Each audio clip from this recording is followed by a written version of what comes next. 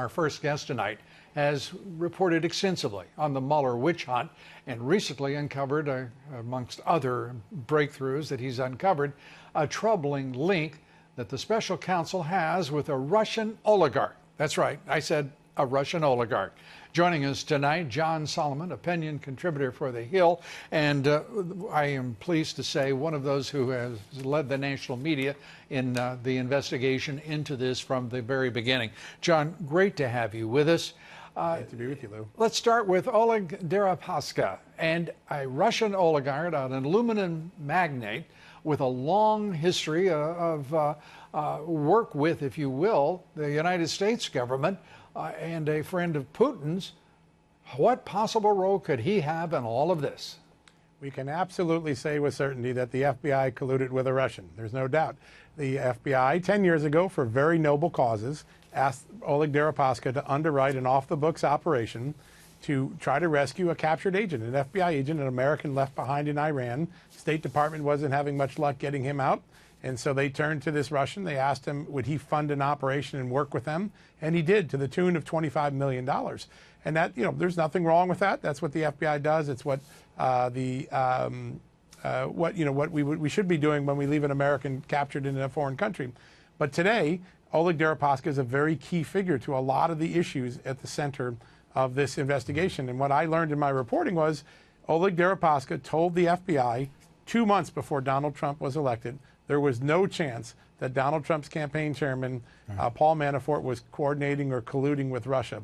We've never heard that, right? I don't think the FISA heard that when they issued the warrants. It's a very important piece of information. Somebody the FBI trusted enough to do an op with, they tell them there's no collusion. We've never heard that for all this period of time. Yeah, discounting it with a laugh as he talked with FBI agents in your reporting. The idea that this would go unmentioned by the special counsel, given the relationship between the FBI and this Russian oligarch, as you said, straightforwardly. This is collusion between the FBI and the Russians. Why would Mueller not make the point of that previous association and the viewpoint of a trusted source? That's the question that a lot of legal experts, listen, Alan Dershowitz, John Turley, Melanie Sloan, all with the same conclusion. There's a conflict of interest here, and there's some troubling information about the FBI not disclosing the nature of its relationship with a witness, at least, in the current investigation. John, I have never seen a story in which there is an overarching narrative that is, I won't even call it an allegation, a narrative, and that is one of, in this instance, Russian collusion with the Trump campaign. There has not been one whit of evidence in almost a year of an FBI investigation of precisely that issue, a year under the special counsel, not one piece of evidence to support, corroborate that narrative, yet we're talking about collusion between the FBI and a Russian oligarch. We are looking at the collusion between the deep state, the U.S. intelligence community, specifically the FBI and Department of Justice, and the Democratic National Committee and the campaign of Hillary Clinton funding the fraudulent dossier at the center of it all. Yeah, I sort of feel on some days I'm in the movie Groundhog Day, where I just keep going through the same scene every day, right? 15 months ago, Sarah Carter and I reported our sources were telling us there was going to be no evidence of collusion. Today, we heard that again. If you read 27 paragraphs into the New York Times story, this big epic story, you're going to see 15 months to date, there's no collusion. There is a recurring theme that the media has not really latched onto. Yes, Russia did meddle in our election. There'll be a debate about whether they cared for Donald Trump or not. I can understand the House Intelligence Committee's viewpoint. There are some facts that support that. I can understand the Senate Intelligence Committee coming to its conclusions. But there's one conclusion that hasn't been challenged in public, and that is that Donald Trump's campaign has not, to this date, with any evidence, colluded with Russia, and at some point we need to move on if that's the case.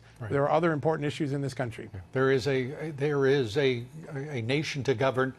There is a government that is under assault daily from the national left-wing media, from the deep state, as well as the left and the Dems. It is time for somebody, particularly, and I want to get to this question as we conclude here, John. Sure. For your insight. I mean, to see the leadership of the Republican Party, and I'm speaking specifically of Speaker Ryan and Senate Majority Leader McConnell, not to stand up for this president and declare this is enough. This is a time for everyone to turn to the well-being, the security interest, economic and political and military security.